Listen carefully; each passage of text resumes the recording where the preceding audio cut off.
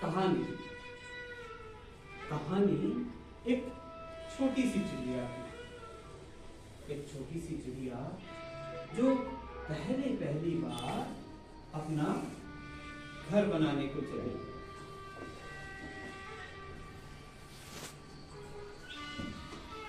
चिड़िया पहली बार अपने घर के लिए निकली है और उसके मन में, उसकी आंखों में बहुत सारे प्रश्न हैं कि मेरा घर ऐसा होगा, मैं ऐसे बनाऊंगी, ऐसा।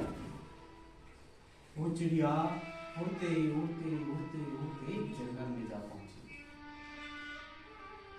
जंगल के पहले पेड़ पे गई और जाते ही उसने देखा कि पेड़ पे बैठे हैं उल्लू दादा। उल्लू दादा एकदम मग्न अपने अखबार को पढ़ रहे हैं, चश्मा एकदम नीचे लगाए हुए एकदम मग्न हो रखे हैं। चिड़िया ने थोड़ा झिझकते हुए कहा, उल्लू दादा, ओ उल्लू दादा। उल्लू दादा ने नहीं सुना। चिड़िया थोड़ा जोर से चिल्लाई, अरे उल्लू दादा, अरे ओ उल्लू दादा। दादा फिर नहीं सुने। चिड़िया और जोर से चिल्लाई, अरे ओ उल्लू दादा। दादाजी ने अखबार बंद किया, चश्मे को ऊपर किया और बोला, अरे चिल्लाती क्यों है, बहरा थोड़ी हूं मैं। चिड़िया ने कहा, आप ना सुन नहीं पा रहे थे, इसलिए थोड़ा जोर से बोलने पड़ा। बोल, क्या काम है? दादाजी, क्या मैं आपके पेड़ पे घर बना लूं? क्या बोला, सर बना लूं? अरे दादाजी, सर नहीं, घर बना लूं, घर। अच्छा, यहाँ घर बनाएगी? नहीं भाई नहीं, इस पेड़ पे पहले बहुत सारे पक्षी रहते हैं, ये मुझे पढ़ने लिखने नहीं देते, जब देखो चै चै चै लगे रहते। जा जा कहीं और जाके घर बना। चिड़िया ने सुना और चिड़िया निकली जंगल की तरफ। वो एक पेड़ से दूसरे पेड़, तीसरे पेड़ घूमती रही, अब कोई उसे घर ही ना बनाने दे। फिर एक पेड़ में जा पहुंचे। पेड़ में बैठे आपके कौवा भाई। कौवा भाई एकदम हेडफोन लगा के कर रहे हैं एक्सरसाइज। और वो एक्सरसाइज अपने म्यूजिक में एकदम मग्न हो रखे हैं। अब चिड़िया ने बोला, अरे ओ कौवा भाई।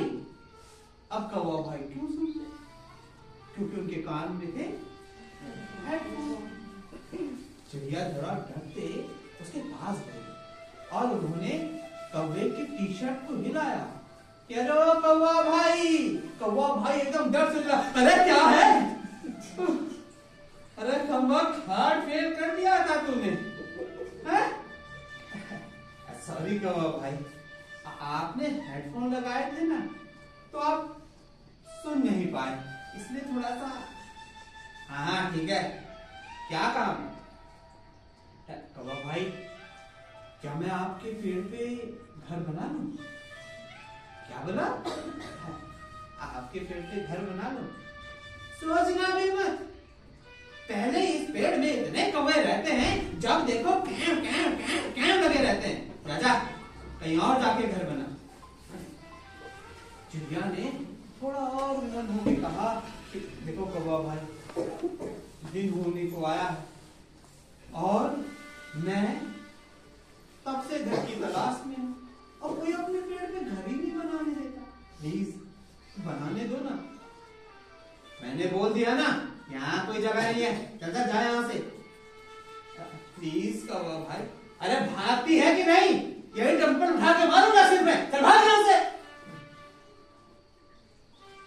चिड़िया होगा परेशान उस पेड़ से भी चल पड़ी। वो दिन भर पूरे जंगल में घूमी और घूमते घूमते वो एक पेड़ के नीचे जा बैठी। चिड़िया उदास है, परेशान है, सूरज ढलने को आया है। वो छोटी सी चिड़िया, उस छोटी सी चिड़िया के आंखों से टपकते वो छोटे छोटे आंसू,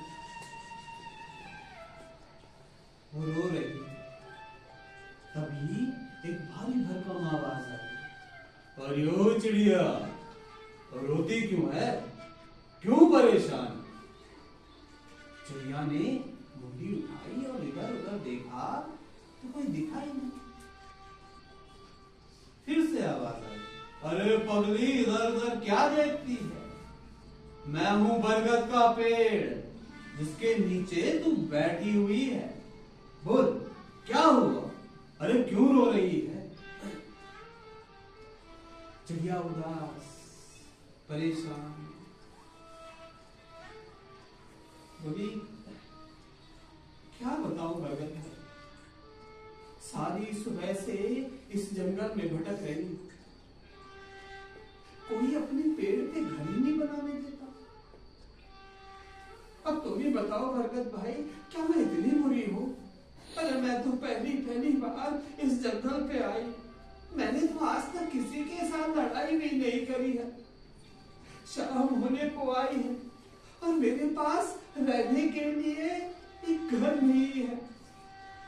मैंने तो किसी का कुछ बिगाड़ा भी नहीं, मैंने किसी के साथ कुछ बुरा भी नहीं किया।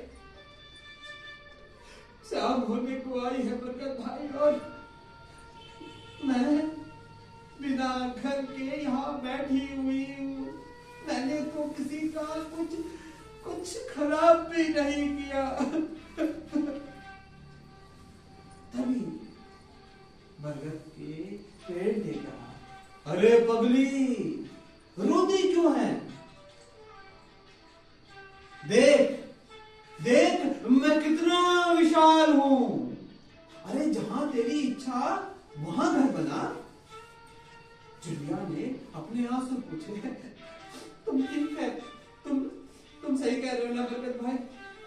मैं कहीं भी घर बना लूं?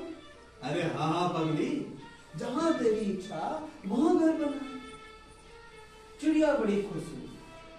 वो एक पेड़ से दूसरे पेड़, दूसरे पेड़ से तीसरे पेड़, एक साख से दूसरे साख, दूसरे साख से तीसरी साख बरगद के पेड़ में घूमती रही। अंत में उसने बरगद के पेड़ के सबसे ऊपर वाली साख पे अपना घर बनाया। चिड़िया बड़ी खुश है। वो सारे जंगल को बताती, तुम्हें मालूम है, मेरा घर इस बरगद के पेड़ के सबसे ऊपर है, जहां से सारा जंगल दिखता है। चिड़िया का जीवन बड़ी हंसी खुशी बीतने लगा। चिड़िया खुश है, जिंदगी बहुत शानदार चल रही है। एक दिन चिड़िया अपने घोंसले में आराम कर रही थी। तभी पीछे से कुछ आवाजें आई, भागो भागो, इस जंगल को छोड़ के भाग चलो, अरे भागो यहां से।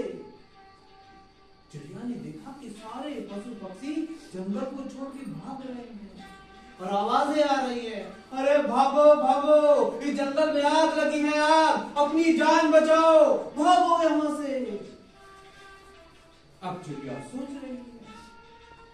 तभी बरगद के पेड़ ने पूछा, अरे पगली, जंगल में आग लगी है, जा तू भी जा और अपनी जान बचा। चिड़िया फिर भी सोच रही है। बरगद के पेड़ ने फिर से कहा, अरे तेरा दिमाग खराब है, पागल हो गई है, जंगल में आग लगी है और तू बैठी सोच रही है। चिड़िया ने कुछ सोच के कहा, नहीं बरगद, अब मैं तुमको छोड़ के तो नहीं जाने वाली। बरगद के पेड़ ने कहा, अरे पागल हो गई है क्या? अरे पगली, तेरे पे पंख हैं, तोड़ के जा सकती है। मेरी जड़ें तो इस जमीन के नीचे नीचे धसी है, मैं कैसे जाऊंगा, हिल भी नहीं सकता, जा अपनी जान बचा। लेकिन चिड़िया नहीं मानी। चिड़िया फिर से कहने लगी, नहीं बरगद भाई, मैं नहीं जाने वाली, चाहे कुछ भी कहो, मैं तुम्हें छोड़ के नहीं जाने वाली। बरगद के पेड़ ने फिर समझाया, अरे पागल हो गई है तू, दिमाग खराब है तेरा, अरे जल के मर जाएगी, इतनी सी तो है तू, जा अपनी जान बचा। चिड़िया ने हट पकड़ ली कि नहीं बरगद भाई, चाहे कुछ भी हो जाए, जब मैं विपत्ति में थी तुमने मेरा साथ दिया था, आज मैं तुम्हें छोड़ के नहीं जाऊंगा। बरगद के पेड़ को अब आया गुस्सा, गुस्से में कहा, तेरा दिमाग खराब है, जंगल में आग लगी है और सारे पशु पक्षी जा रहे हैं और तुझे यहाँ रहने की सोच रही है। बरगद भाई चाहे तुम कुछ भी बोल लो, मैं तुम्हें छोड़ के नहीं जाने वाली। अरे पागल हो गई है तू, तेरा दिमाग खराब हो गया है, जंगल में आग लगी है और तुझे यहाँ रहने की सोच रही है, जा जा जा यहाँ से। चिड़िया ने फिर कहा कि नहीं, मैं नहीं जा रही, तेरा दिमाग खराब हो गया है, अरे पागल हो गया है तू, जंगल में आग लगी है और तुझे यहाँ रहने की सोच रही है, अरे चल भाग यहाँ से। बरगद के पेड़ ने चिड़िया को डांटते हुए अपने से दूर भगा। चिड़िया अब आसमान की तरफ उड़ रही है, वो जंगल को देखती, बरगद के पेड़ को देखती और बस परेशान हो।